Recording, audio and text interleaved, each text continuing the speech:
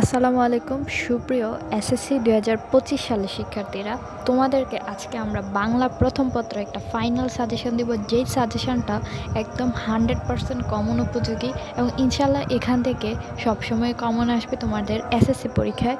কয়েকদিন পর তোমাদের এসএসসি পরীক্ষা, হাতে কিন্তু বেশি সময় নেই।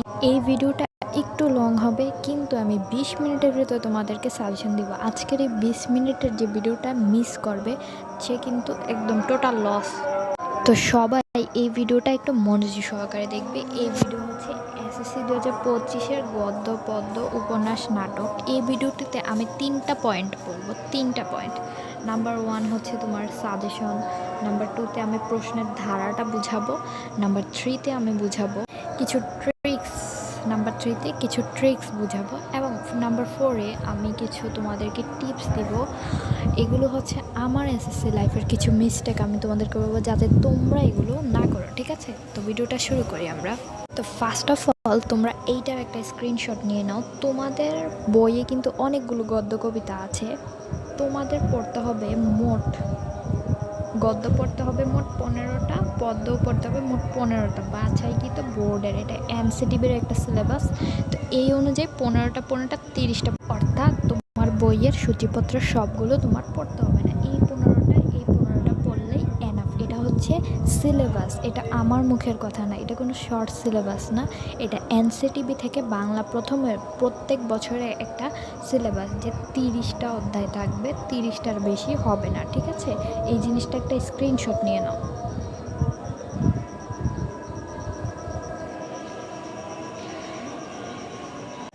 এবার অনেকে কি করে জানো, তোমাদের যে পরীক্ষাটা হয়, ঠিক আছে, পরীক্ষার আগে অনেকে মনে করে এখানে তো 30টা আছে, আমি বাছাইকৃত 25টা পড়ি বা 20টা পড়ি, যদি কমন আসা পড়ে এটা তো আমার ভাগ্যের ব্যাপার। অনেকে এই জিনিসটা মনে করে, অনেক স্টুডেন্ট এই মিস্টেকটাই করে পরীক্ষার সময়, যে কী করে 12টা পড়ি, 12টা আমার হয়ে যাবে 24টা, তাহলে আমার ওইখান থেকে 5 থেকে 6টা কমে যাচ্ছে।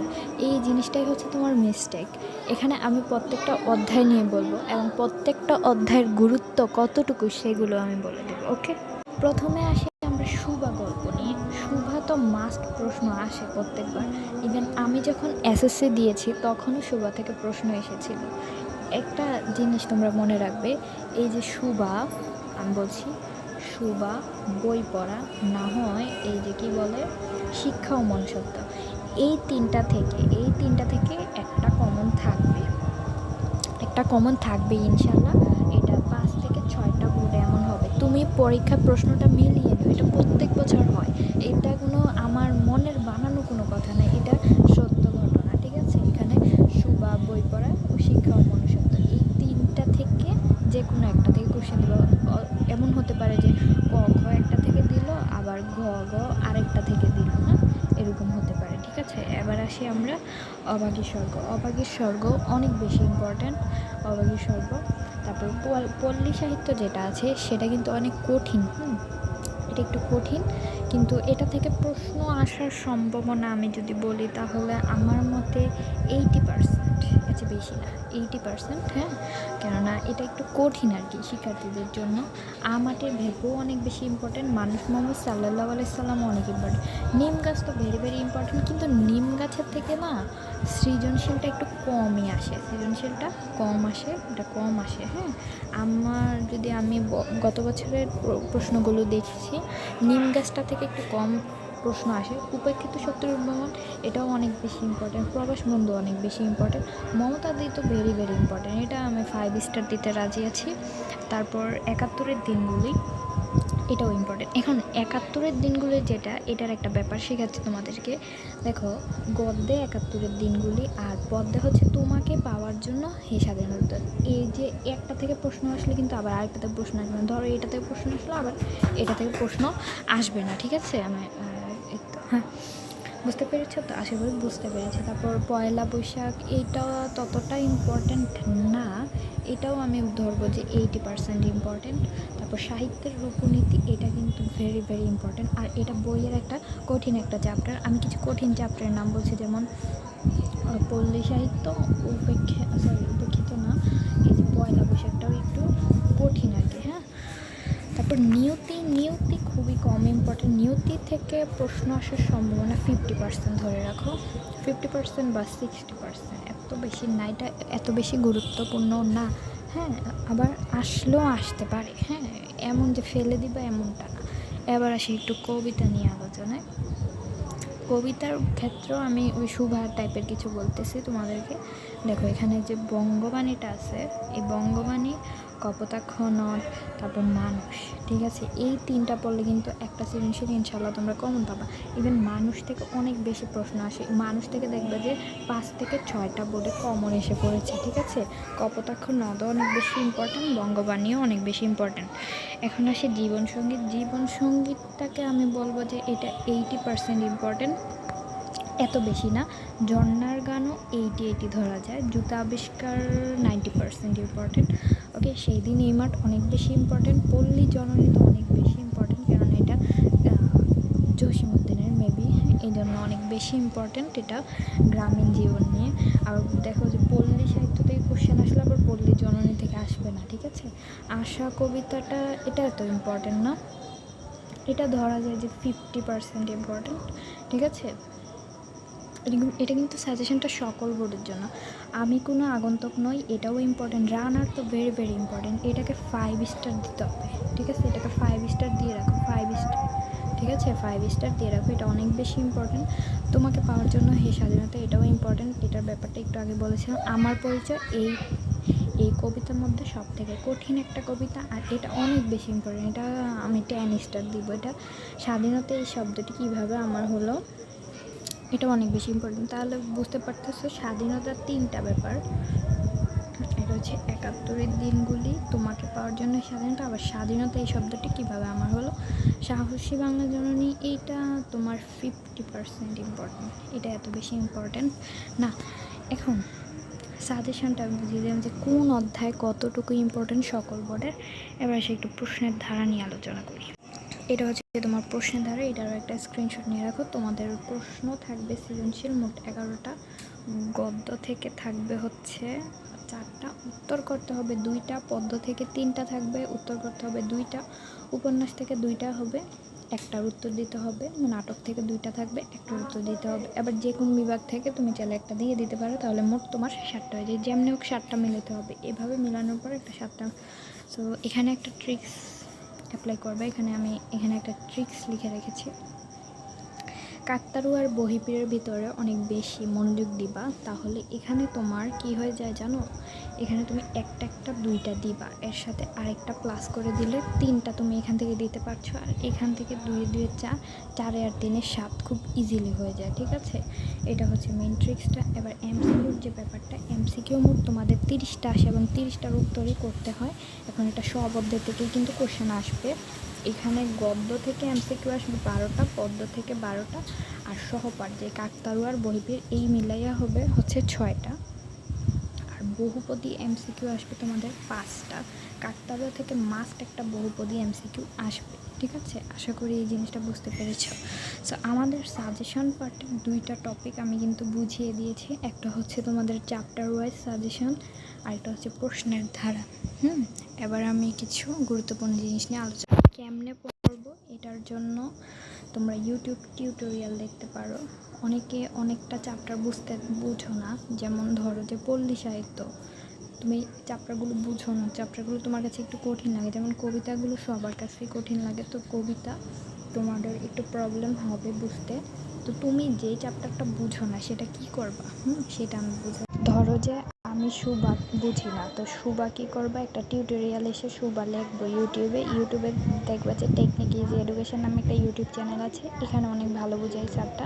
আমার এসএসসি লাইফে ওনার থেকেই বুঝেছি, বেশিরভাগ কবিতা ওনার থেকেই বুঝেছি, ক্লাসে বুঝতাম না, তো সেজন্য ওনার কাছ থেকে বুঝেছি, তো উনি অনেক ভালো বোঝায়। তো তোমরা যে জিনিসটা বুঝো না, যে টপিকটা, সেটা এসে তোমরা এখানে গদ্য বা পদ্য সার্চ করবা, দেখবা যে টেকনিক্যাল যে এডুকেশন সবার উপরে থাকবে। সো ভিডিওগুলো দেখে নিবা, ঠিক আছে, তাদের একটা আলাদা মনে হয় প্লে লিস্টও আছে, ঠিক আছে। কেমনে পড়বা সেটা বুঝিয়ে দিলাম, কেমনে বুঝবা, অনলাইনে ফ্রিতে বুঝতে পারবা, কোনো টিউশন করা লাগবে না।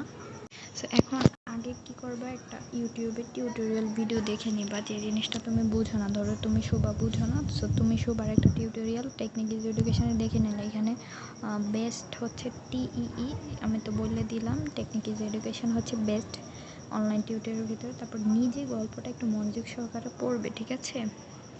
তারপর কি করবে, এটার যে গল্পটার শব্দার্থ আছে, তারপর কবি পরিচিতি অর্থাৎ মূল ভাবটা আছে, ওইটা পড়বে নিজে।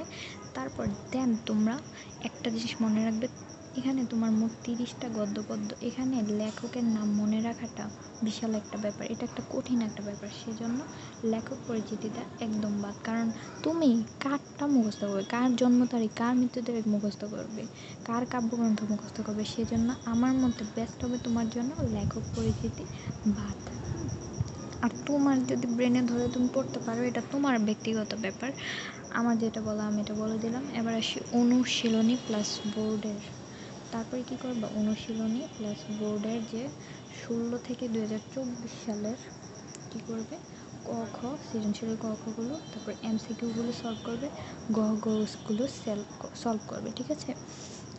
এখানে বেস্ট হচ্ছে কিউএনএ সাজেশন। কিউএনএ সাজেশন হচ্ছে হুলস্কোটেনের এই যে কিউএনএ সাজেশনটা গহের জন্য বেস্ট। তোমরা কিন্তু এটা আমার থেকে নিতে পারো। তার জন্য কি করতে হবে, আমার ইউটিউব চ্যানেলে ওই যে আমার ফেসবুক আইডিটার লিঙ্ক দেওয়া আছে, তোমরা সেখানে মেসেজ দিলে আমি একদম ফ্রিতে দিব। এটার প্রাইস মেবি 200 টাকা, কিন্তু আমি তোমাদের থেকে একদম টাকা নিব না, লাইক ফ্রিতে দিয়ে দিব, একদম ফ্রিতে, কোনো কিছু বিনিময় লাগবে না, একদম ফ্রিতে দিব, ঠিক আছে।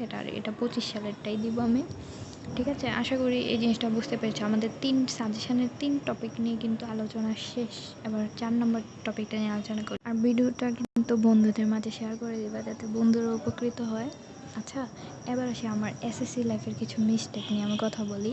আমার বাংলাতে SSCতে রেজাল্ট কী আসছে জানো, বাংলা প্রথম পত্র আর দ্বিতীয় পত্র মিলে B আসছে। কেন আসছে সেটাও বলছি, কিছু মিস্টেকের কারণে।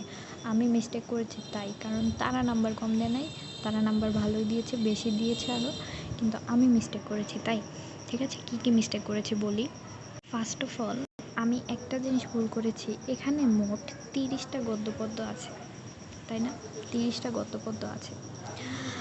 আমি আরও কমিয়ে, আরও কম, মানে আমার মনে হয় না যে আমি 10টাও ঠিক মতো পড়েছি, যে 20টা পড়বো, এখানে 10টা, এখানে 10টা পড়লো, সো ওইটাও পড়ি নাই। তো যার কারণে আমার রেজাল্ট আলটিমেটলি খারাপ আসছে, কারণ আমি তো এই কিছু চ্যাপ্টার সম্বন্ধে আমার জ্ঞান নাই, আমি তো পড়ি নাই, তাহলে আমি বুঝবো কীভাবে। তো তোমাদের কাছে একটাই রিকোয়েস্ট, ভাইয়ারা আপুরা, প্লিজ সব চ্যাপ্টার পড়ো, কোনো চ্যাপ্টার বাদ দিও না। সব চ্যাপ্টার 30টা আছে, 30টা কষ্ট করে হলেও ইউটিউব থেকে ভিডিও দেখে হলেও শিখে তারপর পড়ো নিজে। তারপরেও কোনো চ্যাপ্টার, একটা চ্যাপ্টারও বাদ দিবা না, একটা চ্যাপ্টার 30টাই কমপ্লিট হলে তোমার কতদিন লাগবে। ধরো তুমি প্রতিদিন একটা একটা করে সলভ করলা, আমি যে নিয়মে বলছি ওই নিয়মে তোমার 30 দিন লাগবে, অর্থাৎ 1 মাসে তোমার ফুল বই কিন্তু আল্লাহর রহমতে কমপ্লিট হয়ে যাবে। নাম্বার 2তে যে ভুলটা করছি সেটা হচ্ছে MCQ কখনোই পড়ি না। MCQ কীভাবে পড়ছি জানো, মুখস্থ করছি। মুখস্থ বিদ্যা ভালো না, মুখস্থ বিদ্যা হচ্ছে ভয়ঙ্কর একটা বিদ্যা, এটা মারাত্মক একটা বিদ্যা, এটা মারাত্মক ব্যাধি।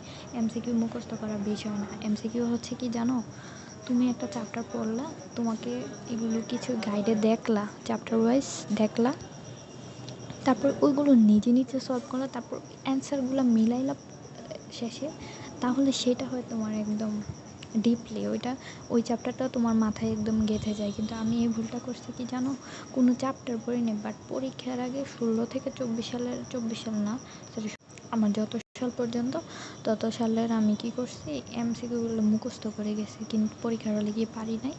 আমার বাংলা প্রথম পত্রে MCQতে কত আসছে জানো, রেজাল্ট 11। কেন আসছে বললাম তো, মুখস্থ করে, আর মুখস্থ করলে ওই আমার মতোই হবে, ঠিক আছে। মুখস্থ করার জিনিস না। MCQ হচ্ছে চ্যাপ্টার পড়বা, তারপর নিজে নিজেগুলো না দেখে সলভ করবা, তাহলে তোমার MCQ সারা জীবন মনে থাকবে।